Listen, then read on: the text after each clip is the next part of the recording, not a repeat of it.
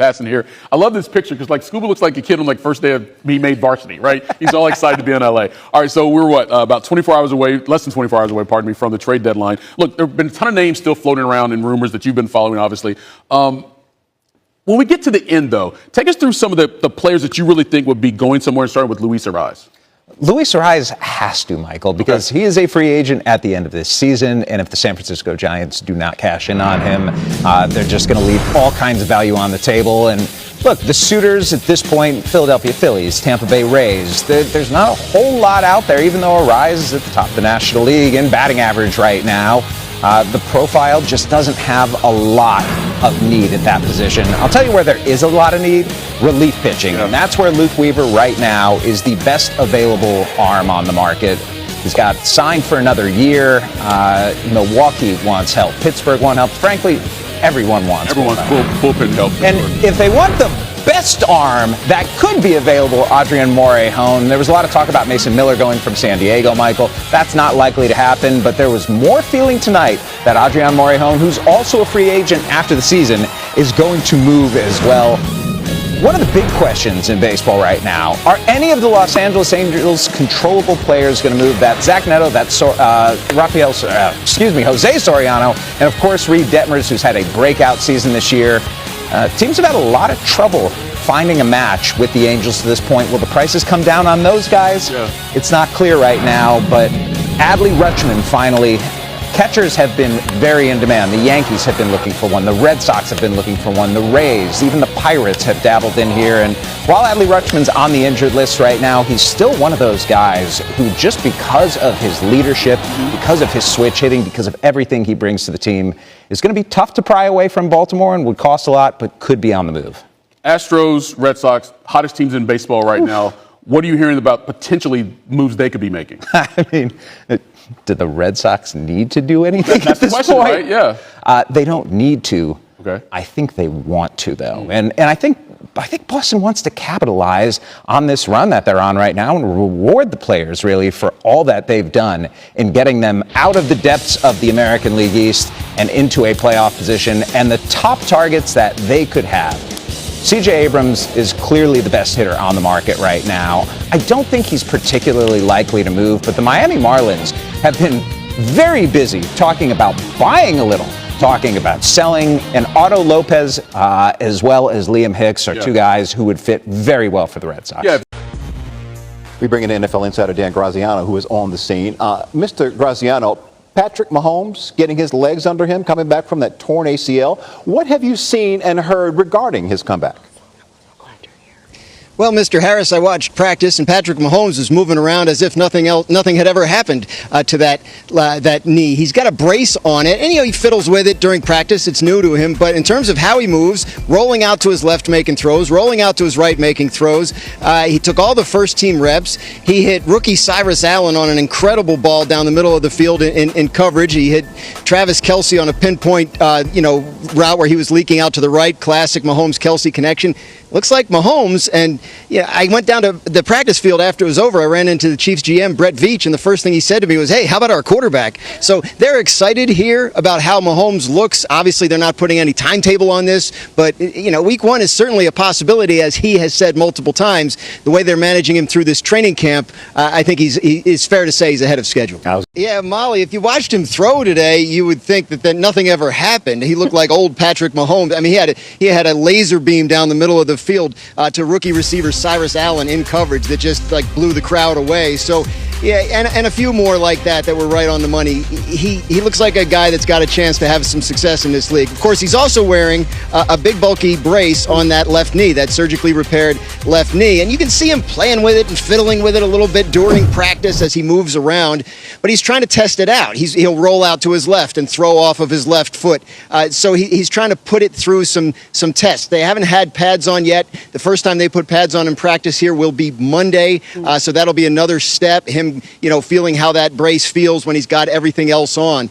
But I went down after practice and I saw their general manager, Brett Veach, and the first thing he said was, "Hey, how about our quarterback?" So they're excited. They're very happy with where Patrick Mahomes is in his rehab. He spent most of his time here at their facility throughout the offseason, in between celebrity weddings and other things he had to attend. But they're very excited about where he is in his rehab. And while they're not putting any kind of timetable on it, week 1 certainly does sound like it's realistic. Especially with all the new additions that you've had, what kind of energy have you seen around Cincinnati, but also inside the building after everybody y'all have added? Well, just talking about the city, so much excitement. You know, I felt it really all spring. I was at a soccer game after we traded for Dexter Lawrence the next day, and you could feel the genuine excitement for the season. I was around all summer. People come up to me. So it's fun. That's why you want to be in a place like Cincinnati, where their passion is there. They live and die with the football team. And so we understand that responsibility we have to our fans, and then the excitement in the building, in the locker room, the whole building, personnel ownership. They've given us everything we need to succeed, and now we just got to go do it. Yeah, y'all have felt that passion maybe on the other side the last couple of years about the expectations y'all haven't met. How has that kind of weighed on y'all as y'all got ready for the season, and how have you kind of approached that as you go into a big 2026? It's deserved. You know, when you don't go to the playoffs and have the lack of success we've had, then I understand it. That's what you sign up for in this business, but that's why the great years, you cherish the great years. And we're putting in all the work we can possibly have to make sure that we have a great year and we get back to those years that we've really cherished as coaches and players. But there's a lot of work we obviously got to put in over the course of August to get there. I know y'all feel great about the work that y'all put in, not only just recently, but also throughout OTAs. What gives you the confidence that you can get back to the places that y'all have experienced in the past? Well, on paper, things look great. The attitude is great. The energy is great. We haven't even put pads on yet. So until we really put in that work and see what our team's at, it's impossible to say where we stand, but all the things that we could have done so far, I feel like our guys have really embraced. Our coaches have really worked hard to put these guys in really good positions. Got a lot of players, got to utilize them the right way. I feel like we're on course to do that. Just got about 5 more weeks of work before we get to the Bucs game. Well, there's a couple of them. I think one of the big ones, and I mentioned this on another interview earlier this week, is Nick Aldis, who's the SmackDown general manager. He's taking on Gunther, who I wrestled at WrestleMania this past year. One of the best in the game. And Aldis is a guy who's been in the industry for a long time, but he's making his WWE in-ring debut. So if you want to pop on the old internet machine and Google Nick Aldis, you'll find a lot about his professional wrestling career before he was just the SmackDown GM. So it's always interesting for me to see like how people react in a huge spot like this, right? It's not just like a regular match on a Monday or a Friday. This is a big time match against a big time player. So when you get your first kind of blush with achieving what is most people's dream in our industry to be in WWE, I'm always curious to see what that's going to be like for him. The other one is actually Chad Gable versus Penta. I think if you followed the Chad Gable story over the past year, and some change, you know, from Grande Americano to his injury to coming back as Grande and then having an incredible match versus match down in AAA in Mexico, to now kind of this redemption arc. And he's from Minneapolis, so this is his hometown. And so to see what that's going to be like for him, the ovation that he's probably going to get against one of the greatest mass wrestlers of our generation, Penta, for a prestigious title like the Intercontinental Championship, I think that one jumps off the page for me as well. I know when you're in your hometown or your home state, like there's an extra little chip on your shoulder that you really want to show out and show up for your hometown fans. Okay, so I want you to play matchmaker with these teams, and please, if you will, start with the Yankees and the Cubs. So let's go Yankees first. I know Yankees fans want Mason Miller, but they also want a catcher, and we're going to give them an in-division trade in Adley Rutschman. Now, Adley Rutschman's on the injured list right now, Hannah, but the Orioles, who are looking at dealing Rutschman potentially, Jackson Holliday potentially as well, they're trying to get back to 2023 when they won 101 games, and Adley Rutschman, a switch hitter, a leader, is absolutely perfect for the Yankees. You know, the Cubs would love starting pitchers, and we have all kinds of options and possibilities here, but they especially want one who is under control for multiple years, and that's Reed Detmers of the Los Angeles Angels. The Angels right now are trying to figure out what to do. Do they trade Zach Neto? Do they trade Soriano? Do they trade Detmers? They're looking for a catcher, and the Cubs have Owen Ayers, who's been one of the breakout minor league players this season. I like this. Okay, so come on. I mean, we've talked about the Dodgers and Skubal. I mean, I don't know. You're going to go there. We know he's going to one of them. And sorry, Hannah. Oh, my God. No, you don't have to apologize to me. I'm just saying these are the two best teams in baseball, and the rich get so much richer. How is this possible? Because they also have the best farm systems in baseball. Yes. And that's the part of this that can be tricky for people to understand. It's not that the Dodgers are going out and paying Tarek Skubal. They are paying via all of the prospects that they have drafted, signed, and developed. And Look, I think ultimately it will be a race between the Dodgers and Brewers. I'm not saying that the Dodgers are getting them, but those are the two that are best positioned. And let's say they miss out then. Let's say the Brewers miss out on Skubal, that's not bad. No, and it's fun because remember, Freddie Peralta was traded from the Brewers to the New York Mets, and they would be getting him back. The Brewers are in on all kinds of pitching right now. Yeah. They just want to bulk up a rotation that's lost Brandon Woodruff, that's had some injuries, and add another guy alongside Jacob Mizorowski.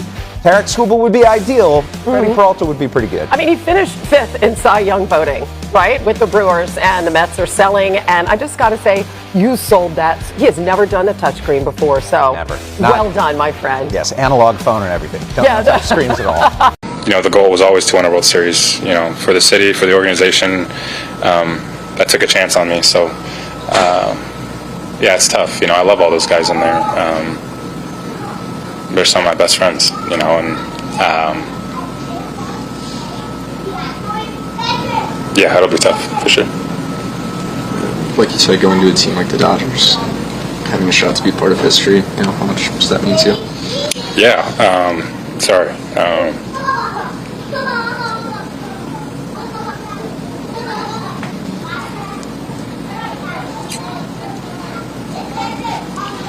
Yeah, it's exciting. You know, I'm excited. They got a good group. You know, you hear everything across the way. I'm excited, though.